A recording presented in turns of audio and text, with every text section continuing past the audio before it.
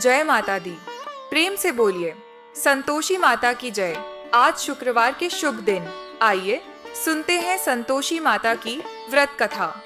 बहुत समय पहले की बात है। एक बूढ़ी माँ थी जिसके 7 बेटे थे।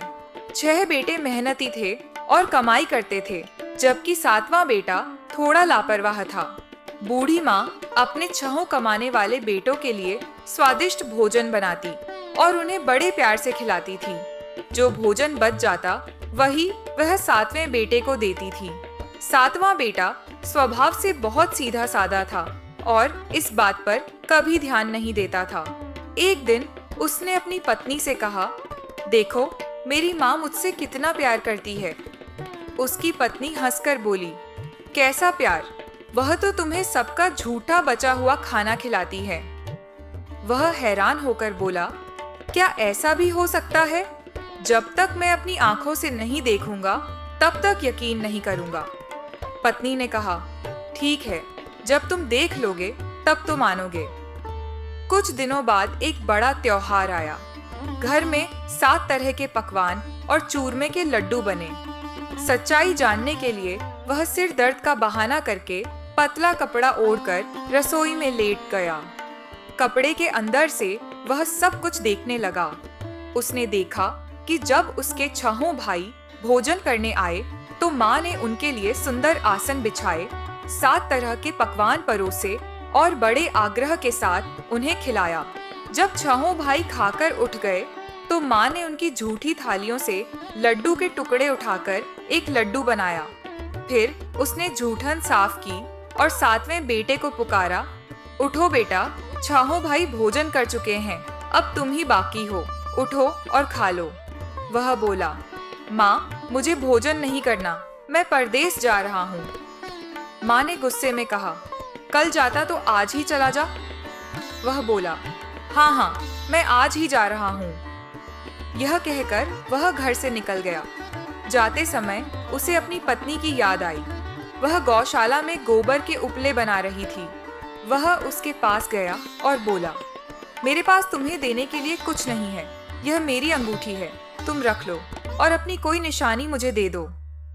वह बोली, मेरे पास क्या है, यह तो गोबर से भरा हाथ है। यह कहते हुए उसने गोबर लगे हाथ से उसकी पीठ पर एक थाप मार दी और वह चल पड़ा। चलते चलते वह एक दूर देश पहुंचा।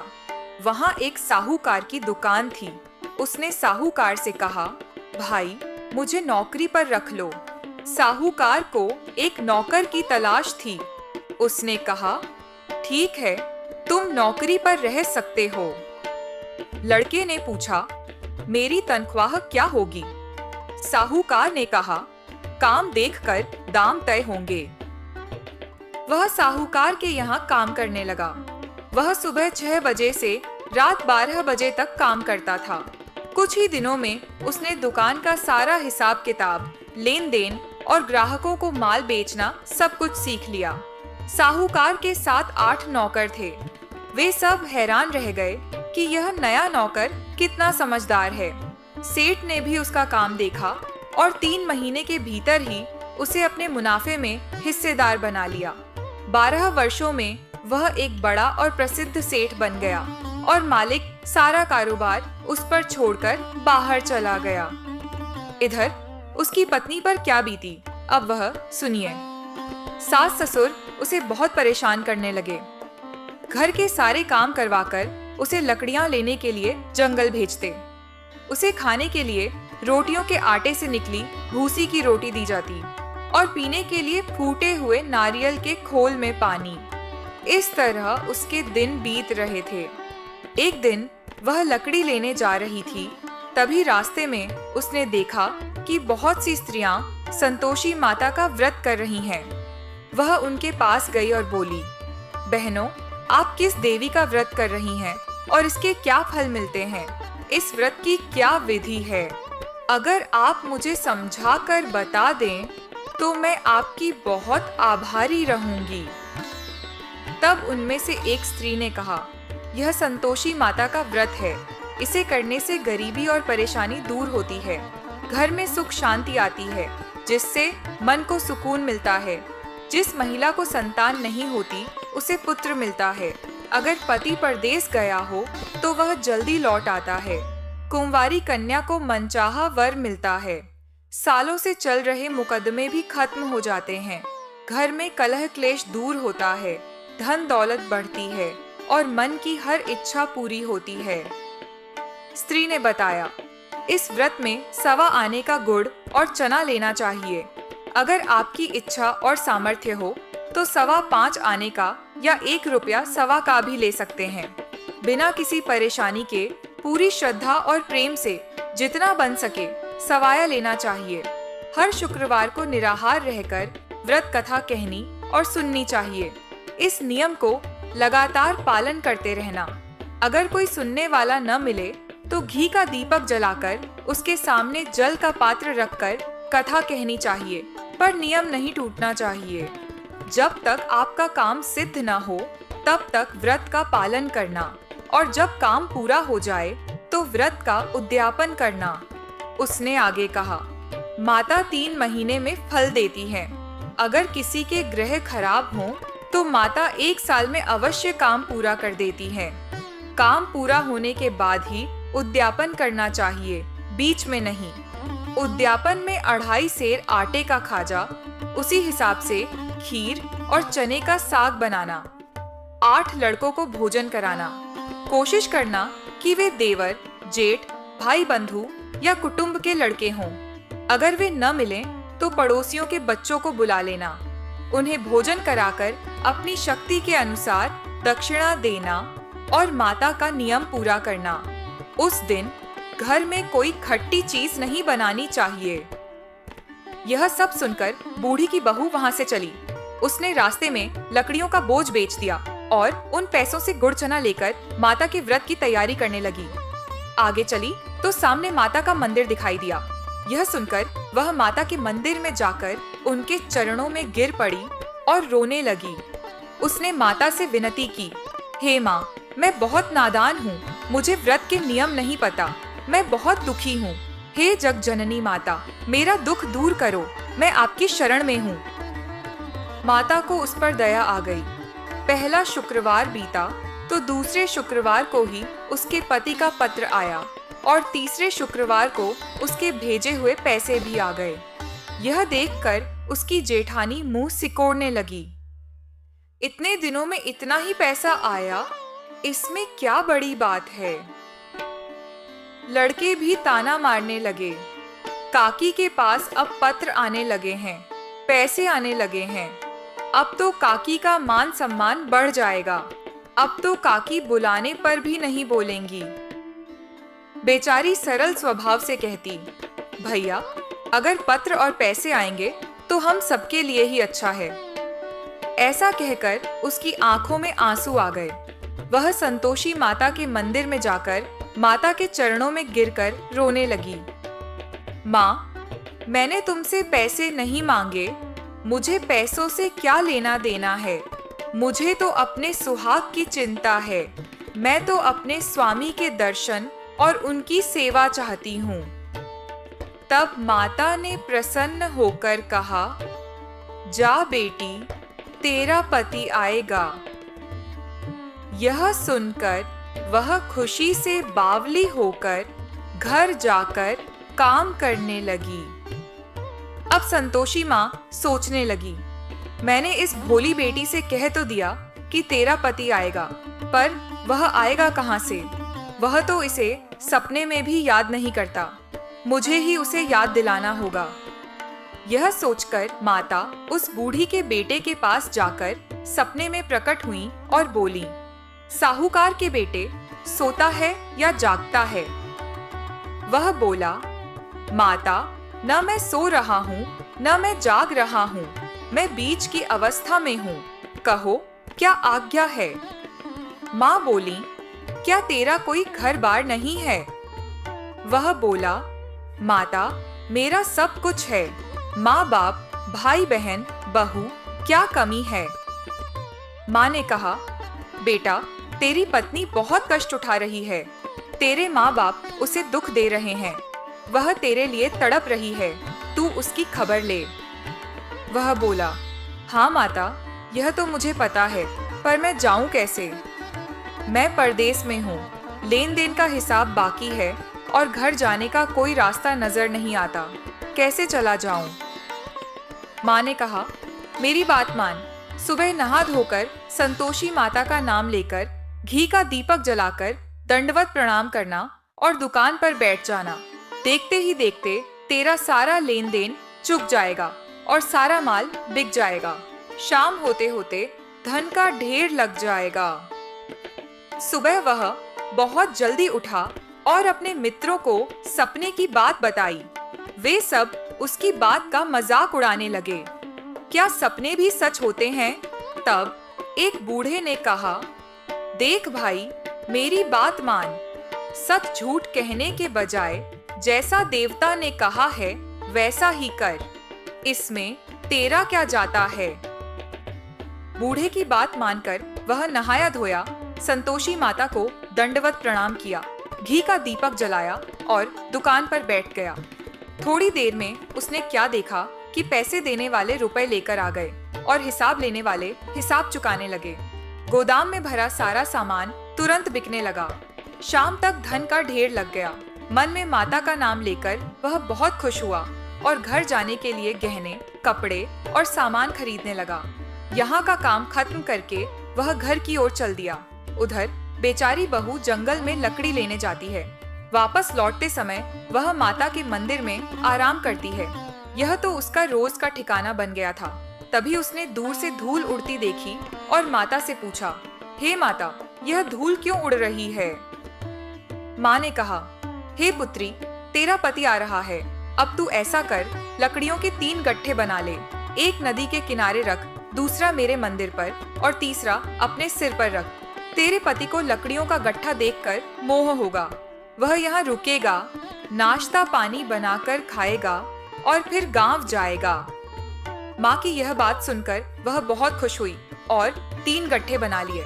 एक नदी के किनारे, एक माता के मंदिर पर और एक अपने सिर पर रखा। इतने में ही वह मुसाफिर वहां पहुंचा। सूखी लकड़ियां देखकर उसकी इच्छा हुई कि वह यहीं रुककर खाना बनाए और खाकर गांव जाए। उसने भोजन बनाया, आराम किया और फिर गांव की ओर चल दिया। उसी समय बहू सिर पर लकड़ियों का गट्ठा लिए आती है। घर के आंगन में गट्ठा रखकर वह जोर से 3 आवाजें लगाती है। लो सासू जी, लकड़ियों का गट्ठा लाई हूँ। भूसी की रोटी दो और नारियल के खोल में पानी दो। आज कौन मेहमान आया है? यह सुनकर उसकी सास अपने दिए हुए कष्टों को छिपाने के लिए कहती है, बहू, ऐसा क्यों कहती हो? तुम्हारा मालिक ही तो आया है। बैठो, मीठे चावल खाओ, कपड़े और गहने पहनो। उसी समय आवाज सुनकर उसका स्वामी बाहर आता है और अपनी अंगूठी देखकर बेचैन हो जाता है। वह अपनी माँ से पूछता है, माँ, यह कौन है? माँ कहती है, बेटा, यह तेरी बहू है। आज 12 साल हो गए जब से तू गया है। तब से यह पूरे गांव में जानवरों की तरह घूमती है। घर का कोई काम नहीं करती, बस 4 बार आकर खाना खा जाती है और अब तुझे देखकर भूसी की रोटी और नारियल के खोल में पानी मांग रही है। वह शर्मिंदा होकर बोला, ठीक है माँ, मैंने इसे भी देख लिया और तुम्हें भी। अब मुझे दूसरे घर की चाबी दो, मैं उसमें रहूंगा। माँ ने कहा, ठीक है बेटा, जैसी तेरी मर्जी। यह कहकर माँ ने उसे चाबी का गुच्छा दे दिया। उसने चाबी लेकर दूसरा कमरा खोला और सारा सामान जमाया। एक ही दिन में वह कमरा राजा के महल जैसा बन गया। अब क्या था, वह सुख से रहने लगी। अगला शुक्रवार आया। उसने अपने पति से कहा, मुझे माता का उद्यापन करना है। उसका पति बोला, बहुत अच्छा, कर लो, तुम्हारी खुशी के लिए यह भी कर लो। वह तुरंत उद्यापन की तैयारी करने लगी। उसने जेठ के लड़कों को भोजन पर बुलाया। उन्होंने मान लिया, लेकिन बाद में जेठानी ने अपने बच्चों को सिखाया, देखो, भोजन करते समय सब लोग खटाई मांगना, जिससे इसका उद्यापन पूरा न हो पाए। लड़के खाना खाने आए। उन्होंने खीर पेट भरकर खाई, लेकिन बात याद आते ही कहने लगे, हमें कुछ खटाई खाने को दो। हमें खीर खाना अच्छा नहीं लगता, इसे देखकर हमें अच्छा नहीं लग रहा। बहू बोली, किसी को खटाई नहीं दी जाएगी, यह संतोषी माता का प्रसाद है। लड़के उठकर खड़े हो गए और बोले, पैसे दो। बहू कुछ जानती नहीं थी, सो उसने उन्हें पैसे दे दिए। लड़के तुरंत उठकर इमली खरीदकर खाने लगे। यह देखकर माता ने बहू पर क्रोध किया। राजा के दूत उसके पति को पकड़कर ले गए। जेठ और जेठानी मनमाने बुरे वचन कहने लगे। लूट लूट कर धन इकट्ठा किया था, सो राजा के दूत उसे पकड़कर ले गए हैं। अब पता चलेगा जब जेल की रोटी खाएगा। बहू से यह बातें सहन नहीं हुई। वह रोती रोती माता के मंदिर में गई और बोली, हे माता, तुमने यह क्या किया? हंसाकर क्यों रुलाती हो? माता बोली, पुत्री, तूने उद्यापन करके मेरा व्रत भंग किया। इतनी जल्दी सारी बातें भूल गई। वह बोली, माता, भूली नहीं हूँ और न ही मैंने कोई अपराध किया है। मुझे तो लड़कों ने धोखे में डाल दिया। मैंने गलती से उन्हें पैसे दे दिए। मुझे माफ कर दो माँ। माँ बोली, क्या ऐसी भी कोई गलती होती है? वह बोली, माँ, मुझे माफ कर दो, मैं फिर से आपका उद्यापन करूंगी। माँ बोली, अब भूल मत करना। वह बोली, अब कोई भूल नहीं होगी माता। अब बताओ वे कैसे वापस आएंगे? माँ बोली, जा पुत्री, तेरा मालिक तुझे रास्ते में ही आता मिलेगा। वह निकली तो रास्ते में ही उसे उसका पति आता हुआ मिला। उसने पूछा, तुम कहाँ गए थे? वह बोला, मैंने जो धन कमाया था उसका टैक्स राजा ने मांगा था, वही भरने गया था। वह खुश होकर बोली, अच्छा हुआ, अब घर चलो। कुछ दिनों बाद फिर शुक्रवार आया तो वह बोली, मुझे माता का उद्यापन करना है। पति ने कहा, कर लो। उसने फिर जेठ के लड़कों को भोजन के लिए कहा। जेठानी ने फिर से एक दो बातें सुनाई और लड़कों को सिखा दिया कि तुम पहले ही खटाई मांग लेना। लड़के कहने लगे, हमें खीर खाना अच्छा नहीं लगता, कुछ खटाई खाने को दो। तो बहू बोली, खटाई खाने को नहीं मिलेगी, खाना हो तो खाओ। यह कहकर वह ब्राह्मणों के लड़कों को लाकर भोजन कराने लगी। अपनी शक्ति के अनुसार दक्षिणा की जगह एक एक फल दिया। इससे संतोषी माता बहुत प्रसन्न हुई। माता की कृपा से 9वें महीने उसे चाँद सा सुंदर पुत्र प्राप्त हुआ। वह अपने बेटे को लेकर रोज माताजी के मंदिर जाने लगी। माँ ने सोचा, यह रोज आती है, आज क्यों ना मैं ही इसके घर चलूं, इसका आदर सत्कार देखूं तो सही। यह सोचकर माता ने एक डरावना रूप धारण किया। उनका मुंह गुड़ और चने से सना हुआ था, सूंड जैसी नाक और उस पर मक्खियां भिनभिना रही थीं। जैसे ही उन्होंने दरवाजे में कदम रखा, उसकी सास चिल्लाई, देखो कोई डायन आ रही है, लड़कों इसे भगाओ, नहीं तो किसी को खा जाएगी। लड़के डर गए और चिल्लाकर खिड़कियां बंद करने लगे। बहू रोशनदान से देख रही थी। खुशी से पागल होकर चिल्लाने लगी, आज मेरी माता मेरे घर आई है। यह कहकर वह अपने बच्चे को दूध पिलाना छोड़कर दौड़ी। तभी सास का गुस्सा फूट पड़ा। वह बोली, इसे देखकर कैसी बावली हो गई कि बच्चे को पटक दिया। इतने में माता के प्रताप से जहाँ देखो वहाँ लड़के ही लड़के नजर आने लगे। बहू बोली, माँ जी, मैं जिनका व्रत करती हूँ यह वही संतोषी माता हैं। यह कहकर उसने तुरंत घर के सारे दरवाजे खोल दिए। सबने माता के चरण पकड़ लिए और विनती करते हुए कहने लगे, हे माता, हम मूर्ख और अज्ञानी हैं। हम आपके व्रत की विधि नहीं जानते थे। हमने आपका व्रत भंग करके बहुत बड़ा अपराध किया है। हे माता, बहू को जैसा फल दिया वैसा ही सबको देना। जो भी यह कथा पढ़ेगा या सुनेगा उसके सभी मनोरथ पूरे होंगे। प्रेम से बोलिए संतोषी माता की जय।